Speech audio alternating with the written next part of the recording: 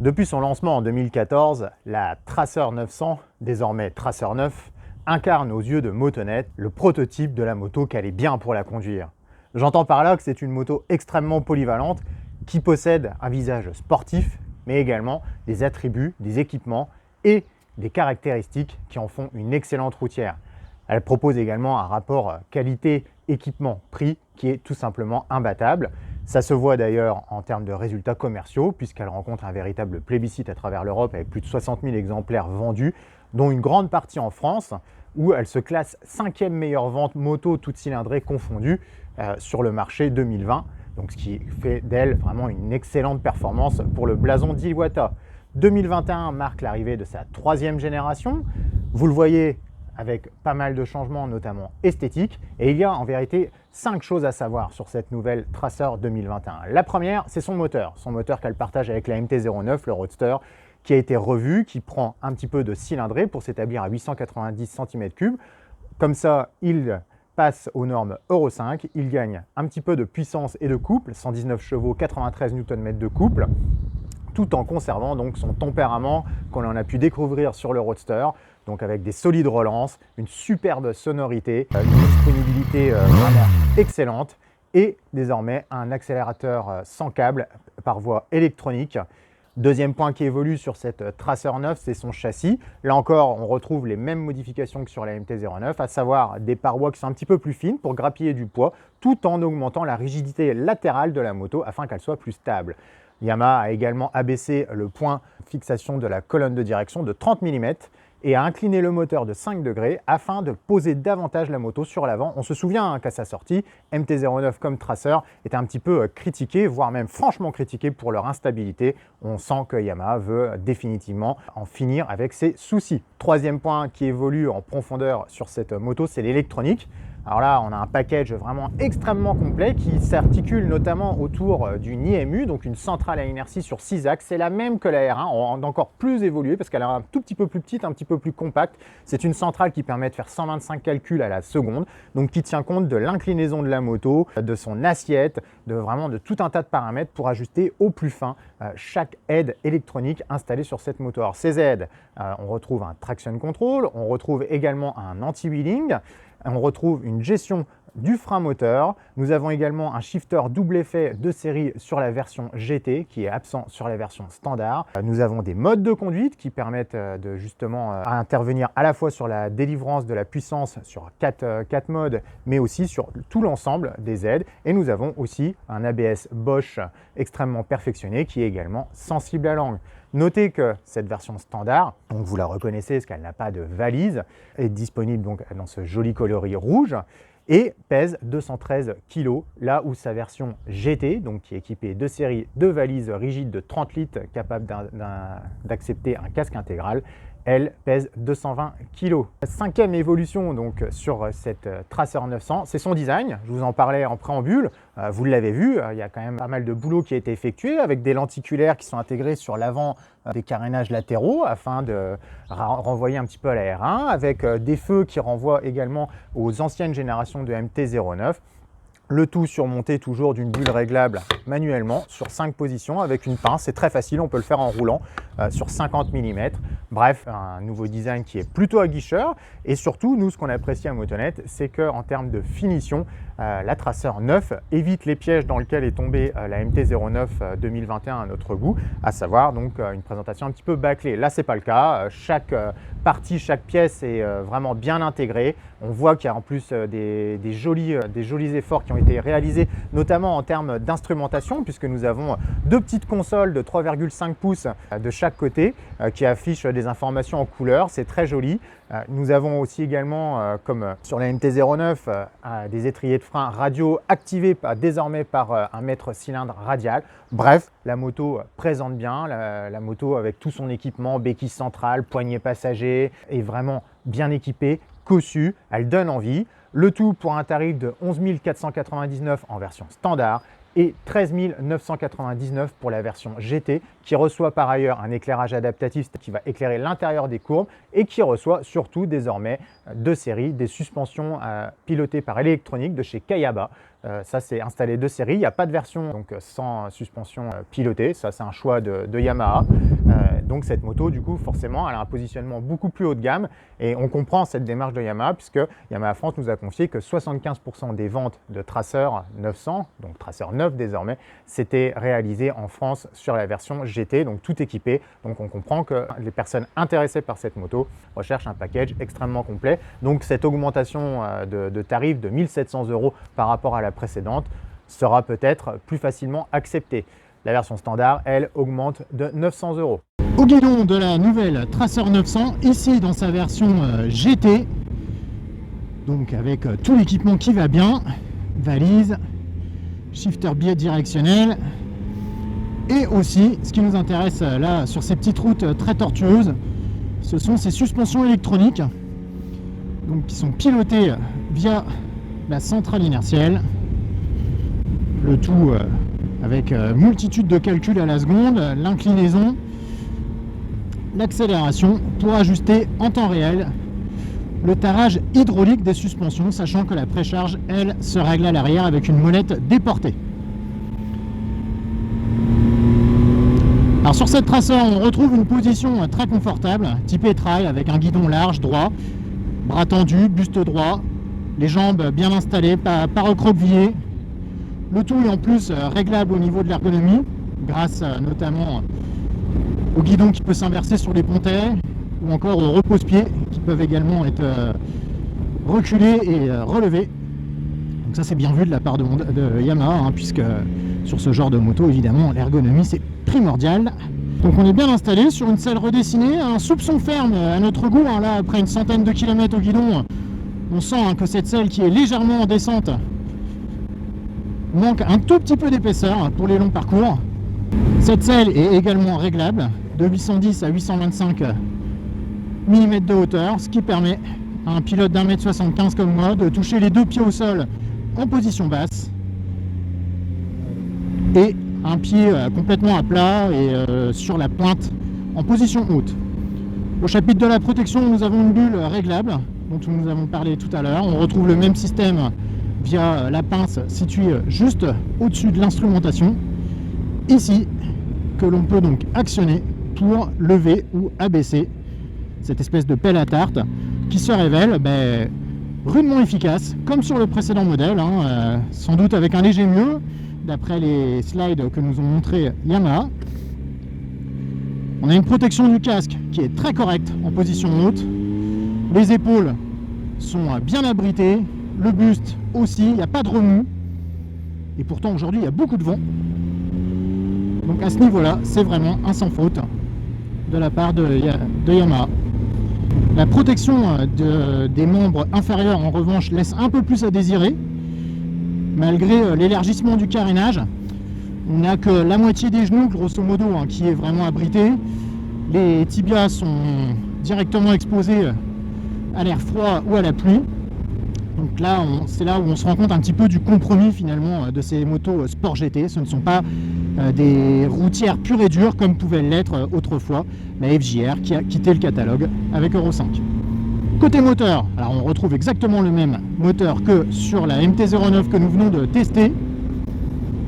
Donc un 3 cylindres de 890 cm3. Je vous l'ai dit, il a gagné un petit peu en puissance, un petit peu en couple, et tout ça, ça favorise ses relances à bas régime surtout. C'est notamment palpable à partir de 3000 tours, où les 213 kg de la version standard de la Tracer 9 sont expulsés des virages avec encore plus de joie de vivre, sachant que la version GT que nous pilotons ici pèse 220 kg sans ses valises et 230 avec. Un moteur donc qui a une sonorité divine, plus grave que par le passé, plus rauque.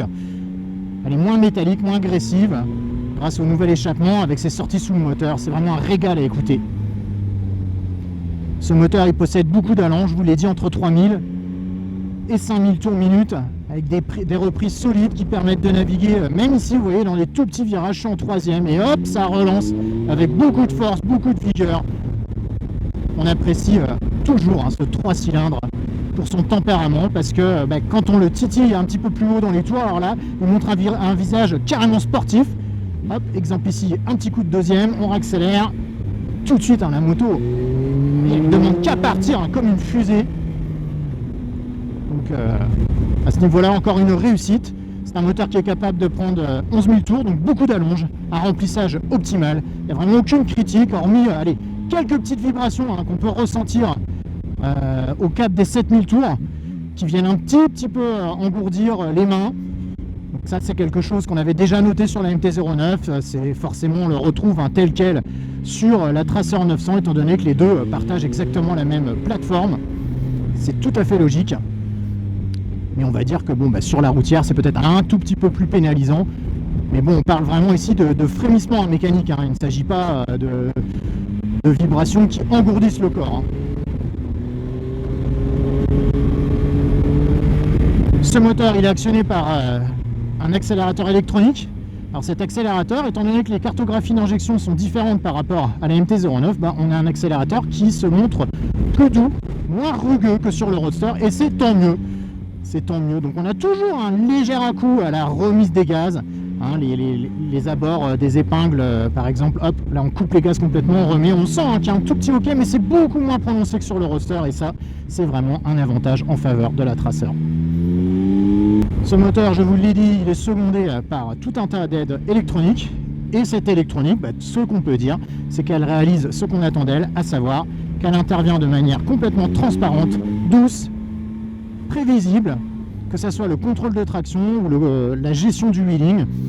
Les amateurs de cascade noteront avec satisfaction qu'il est possible, comme sur le Roadster, de déclencher un wheeling. Il suffit de désactiver la fonction lift, et tout en gardant du contrôle de traction. Donc ça c'est top, ça permet de se faire plaisir sur des petites routes comme ici, de lever un petit peu la roue avant, mais d'avoir quand même ce filet de sécurité. Le contrôle de frein moteur est aussi diablement efficace, même si Motonet doit reconnaître que le réglage de frein moteur d'origine se révèle tout à fait satisfaisant, avec une retenue en entrée de virage qui est savamment dosée. Ça permet, sur une conduite enroulée, on se sert uniquement un petit peu du frein arrière, et grâce à l'inertie du moteur, de son frein moteur, on peut conduire tranquillement. Donc ça va être vraiment favorable en duo notamment. Puisqu'on parle des freins, sachez que cette moto reconduit ses étriers radiaux, mais qu'elle adopte donc un mètre cylindre radial comme sur la MT-09, au profit donc d'un dosage particulièrement délicat, mais délicat dans le sens facile à doser avec délicatesse. Côté partie cycle, nous retrouvons avec plaisir les fameuses jantes forgées et traînées sur cette nouvelle génération de MT9 Tracer 9, qui permettent d'abaisser les masses non suspendues de 700 grammes, et ça c'est très très important pour l'agilité, pour cette moto qui n'en manquait déjà pas. D'autant que la Tracer 900, elle a quand même un bras oscillant beaucoup plus long que sur le Roadster, donc tout ce qui peut concourir à améliorer son agilité n'est pas à jeter, on va dire. On retrouve donc une moto particulièrement maniable, d'autant qu'elle a perdu 1,5 kg en version standard. Donc une moto qui se manie du bout des doigts, d'autant que le grand guidon aide à ce niveau-là. Facile à inscrire, saine, bien posée sur sa trajectoire. Elle nous a davantage convaincus d'ailleurs dans ce chapitre que la MT-09, qui se montre un petit peu trop ferme de suspension. Ici, les suspensions, ils adoptent un tarage, un compromis bien évidemment plus routier, avec davantage de tolérance, et c'est beaucoup mieux. Vous voyez là, la route quand même, elle présente des irrégularités, on a des trous, on a des bosses, et bien jamais la Tracer ne dévie sa trajectoire. C'est aussi bien sûr grâce à sa répartition des masses différentes, son poids plus élevé, qui font davantage travailler ses suspattes. Mais là pour le coup, honnêtement, on roule en toute confiance, en toute quiétude, on peut corriger sa trajectoire quand on veut. Une moto légère, ludique, une moto avec laquelle on se fait vraiment plaisir. Alors je vous l'ai dit, cette version GT, elle reçoit des suspensions électroniques très sophistiquées de chez Kayaba. Deux modes sont donc disponibles, sport ou confort, avec entre les deux évidemment un tarage plus ferme en mode sport au niveau de l'hydraulique, et sincèrement c'est très convaincant. Les transferts de masse notamment sont particulièrement bien absorbés, notamment en mode sport, où on peut taper dans les freins en entrée de courbe. La moto derrière continue à virer à plat, On a une bonne tenue aussi au niveau de l'arrière. On peut bien exploiter la motricité du nouveau Bridgestone T32 qui nous a apporté toute satisfaction durant cet essai.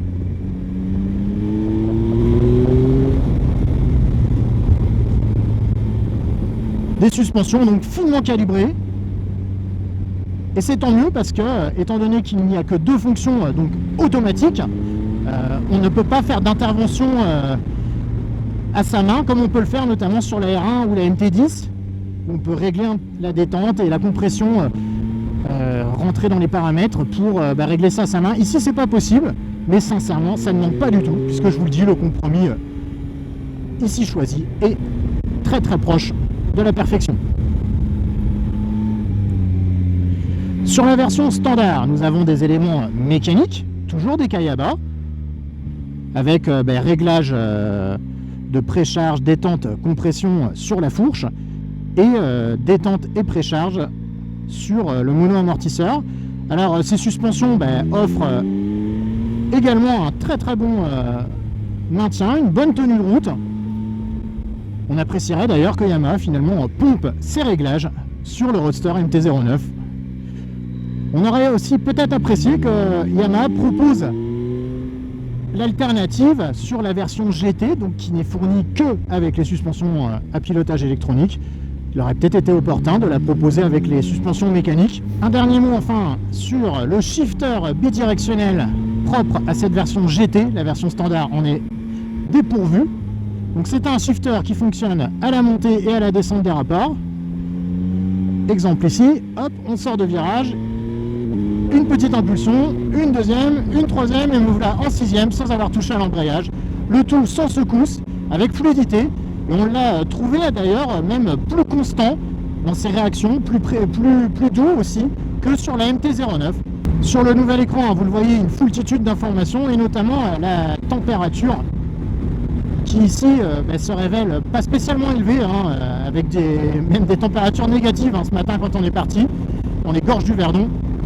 Donc on est content là justement de profiter de tous les petits aspects pratiques bien intégrés sur cette Tracer 900 GT, comme notamment ces pare-mains, vous les voyez ici, ça c'est bien parce que ça protège les mains du froid. Il y a également des poignées chauffantes, elles s'actionnent depuis la petite molette ici au commodo droit, hop. On clique, on fait défiler les menus et on peut donc, grâce à cette molette, choisir le niveau de chauffage de ces poignées chauffantes. Place au bilan de cet essai Tracer 9 GT. Ici, donc, cette version haut de gamme, vous la reconnaissez, donc avec ses valises livrées de série. Une version accessoirisée aussi, puisque vous notez donc la présence du top case de 50 litres dont je vous ai parlé, d'une rehausse également de pare-brise, ainsi qu'une selle confort. Une selle confort qui ne sera peut-être pas du luxe, puisque comme je vous l'ai mentionné pendant le roulage, la selle d'origine n'est pas un modèle de confort, sans non plus être un modèle d'inconfort. Disons que voilà, il y a un petit progrès à faire à ce niveau-là pour avoir davantage de moelleux, pour encore inscrire davantage la Tracer dans un registre confort. Le bilan global de cette moto est vraiment bon. Yamaha a évolué dans le bon sens dans beaucoup de domaines, notamment dans le domaine de la stabilité. Les progrès sont flagrants au niveau de la partie cycle, au niveau du cadre. On a une moto qui est davantage posée sur l'angle, qui est moins sujette à des mouvements à haute vitesse. Je rappelle que c'était quand même un problème sur la première version qui avait été soulevé également par les forces de l'ordre, qui déploraient justement lors de leur course-poursuite à haute vitesse pour traquer tous ces chauffards de la route qui osent dépasser les limitations, un certain comportement volage du train avant, voire des phénomènes de guidonnage avec les motos fortement chargées qu'ils ont des séries spéciales. Ici, on n'a plus rien de tout ça. Vraiment, les améliorations ont porté leurs fruits. Yamaha est allé dans le bon sens, sans sacrifier pour autant l'agilité et la maniabilité qui ont toujours caractérisé cette moto. Il y a une très très bonne alchimie à ce niveau-là, on s'en régale et nul doute que pour le coup, le succès va aller encore de l'avant avec cette machine puisqu'elle se montrera plus rassurante pour davantage de profils de conducteurs. Gare cependant à Yamaha de ne pas franchir un cap et ne pas verser dans un registre de machines plus haut de gamme en tutoyant de trop près cette barre des 15 000 €, car je rappellerai quand même que pour avoir essayé la première version en 2014, la Tracer 900, comme elle s'appelait à l'époque, coûtait 10 000 €. Vous voyez, il y a quand même un gap. Je ne sais pas si votre pouvoir d'achat a évolué de la même façon que cette augmentation. Personnellement, le mien, non. Mais évidemment, comme il y a du contenu supplémentaire, il n'y a pas vol en la matière, mais attention à Yamaha de ne pas vouloir trop en faire, car parfois le mieux est l'ennemi du bien. Restez connectés!